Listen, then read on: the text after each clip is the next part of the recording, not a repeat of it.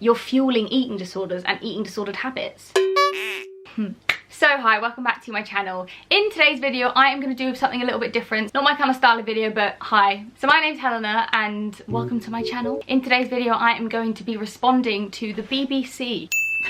I'm sure everyone is aware of the new BBC documentary called The Restaurant That Burns Calories. So I watched the programme this morning and the basic premise is there is two groups of people. One group of people will be eating as you would when you go out for lunch or dinner, and then there's another group of people who are in an adjoining gym. All the calories in which the people eat are being burnt off by the people in the gym. That's the message we're promoting in 2020. So before I get into this video, I just want to say that I'm going to leave BEAT, which is the eating disorder charity, in my description box below. So on the night that this show aired, BEAT did extend their working hours to support those who had been impacted from the programme. And obviously because of coronavirus as well, their calls which they're receiving has gone up by 30% in the last month. So they're in an emergency appeal at the moment, so any donations would be amazing if you can spare anything. Anyway, I'll leave that in the description box below. So hi, welcome to my channel. If you're new, my name's Helena. I am a student dietitian and I also suffered with an eating disorder during my teenage years, so I thought I would try and give the most non-biased opinion on the programme.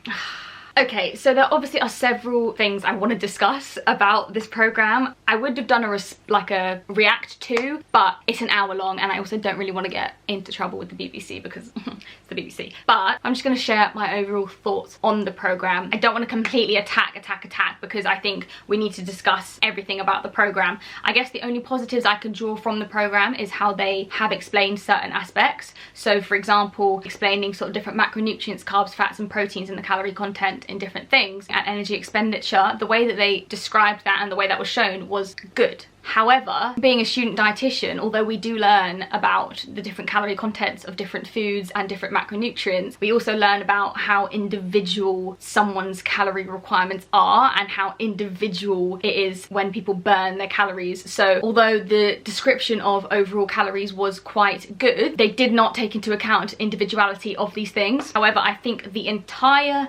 premise of the programme is ludicrous. Like, I can't quite fathom the idea that this had to go through so many people to be able to air this, for no one to be like, is this slightly problematic? I went in watching it thinking, okay, let's try and be as open-minded as possible. I cannot stress how much I think it's important that you don't watch this programme, especially if you've ever struggled with an eating disorder or disordered thoughts, or even just have had a bad relationship with food and exercise, because it is so negative. In my opinion, obviously there are foods that are on a nutritional level healthier than others. Fact. There are foods that are going to provide a more nutritionally sound meal. However, when it comes to food and eating, it is not just what is in the food. It is not just the nutrients that are within it. It is about the mental aspect as well. I think people really forget about mental health when we talk about food. If you have, let's say a cake, okay? A cake is not the most nutritionally dense piece of food. We know that. That is a fact. It's not going to be as nutritionally dense as broccoli. However, for some people that have eating disorder, that struggle with disordered eating, that have a bad relationship with food, if you are offered a broccoli or a cake and you are stressed out by the idea of eating a cake, or it makes you anxious, or it makes you worried, or you feel like you physically cannot eat that cake, and you opt for the broccoli option, although you're picking the more nutritionally dense option, it is not going to be healthier for you because you are fueling not healthy thoughts. And so although you can see it, you can see someone picking broccoli and think, oh, they're being really healthy over the cake. And this is a horrible example because you're never going to get broccoli and cake in the same, but you know what I mean. If you're seeing someone picking the broccoli, you think, wow, they've got such a healthy diet lifestyle. They could be really struggling with their relationship with food. Obviously what they're trying to do here is they are trying to encourage people to eat less. That is the whole basis of the programme. The programme is about weight loss. Unfortunately, we live in a society where weight loss is the key factor, the key driver in social media, in all these workout programs, in influencers, in marketing. The weight loss industry is humongous because people buy into it. I think this is coming from an extremely ignorant place.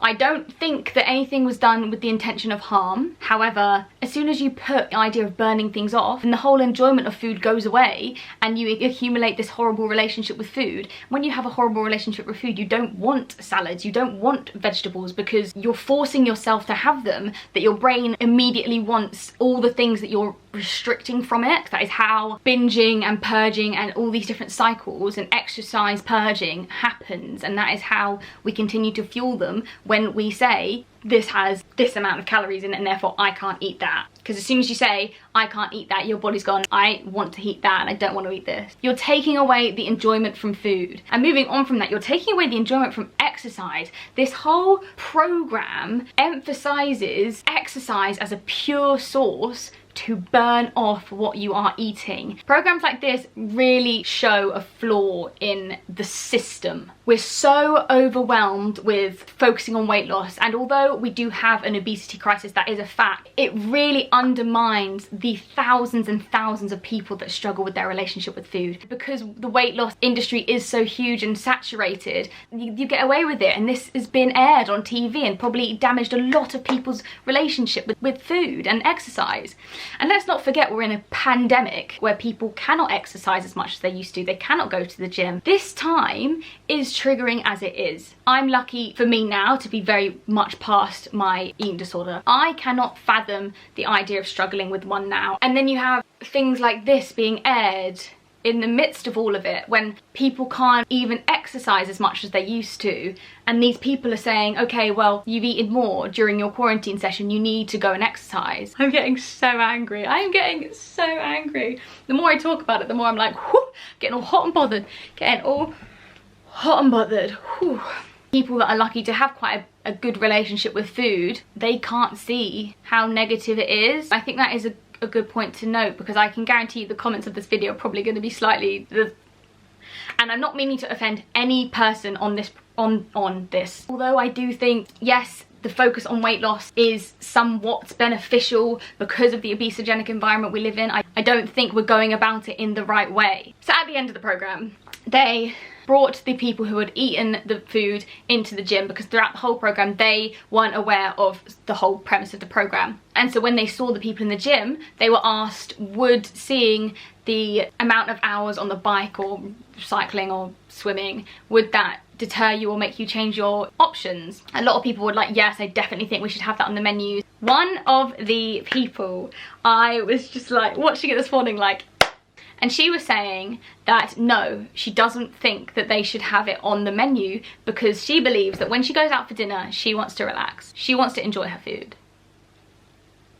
What is the point of going out to dinner if you're not going to enjoy yourself? And now, although I know that obviously some people are on a weight loss journey for their health, it should not be forced under every single person to have the amount of runs that you need to do to burn off a cheesecake. Because I know for the thousands of people with disordered eating or a bad relationship with food, they are going to be put off the cheesecake. By inducing fear, because that's what it is, that's what you're explicitly doing by putting things like that on menus. You're inducing fear and worry and anxiety from eating certain foods. You're fueling eating disorders and eating disordered habits. This topic for me is an emotional and personal one, as you can probably tell by my response to this. Programs like this would have extremely triggered me a few years ago. It has triggered me today, but in terms of anger, but like it would have really set me back in my recovery or put me in a bad place during my eating disorder. I think we need to call people out and call things out when they are being problematic. And although I genuinely don't think, well, it wasn't, I know the intention was not to impact people in the way it has, I don't think we're going to see any change unless we start calling these things out, and unless we start saying, okay, that is, you can't say that. You cannot promote these actions because you're promoting purging effectively.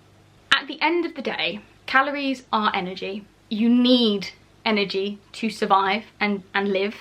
You need calories to survive and live. Burning off those calories, you cannot do the above. Promoting burning off, not just burning little bits, burning off the entire thing, you're not going to survive like that. Not just your mind, like your body, you can't physically survive like that. I also want to stress that you can't earn your food.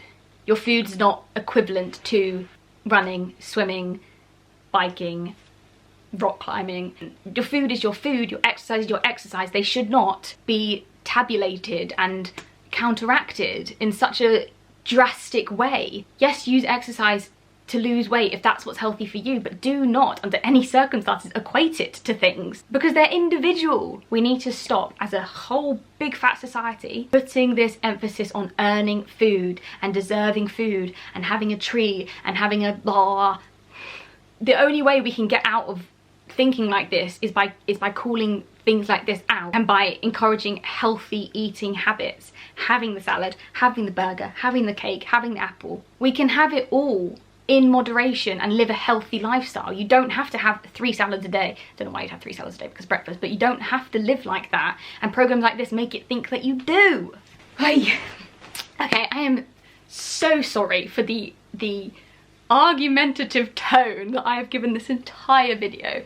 I hope just listening to me rant about the problems of this program, it will help you see the problem with it. And I hope it helps you realise that that is not what you should follow. It's just not the mentality that you want to have. If you want to lose weight, there are so many other sources that you can go to lose weight if you are in the healthy mindset to lose weight and it is beneficial for you and your body. And if you are struggling with an eating disorder, disordered eating, have a bad relationship with food at this time, then please talk to someone. Write it down. Even if no one's listening, it will help you. As I said, I've linked Beat in the description box below. Please, if you can support them in any way, please do. If you are struggling with an eating disorder, they are a great source to go to. They have amazing services and lots of different resources that you can use if you are struggling. With that being said, I am going to end this video here because I have rambled my hair. Jesus. I love you all so much.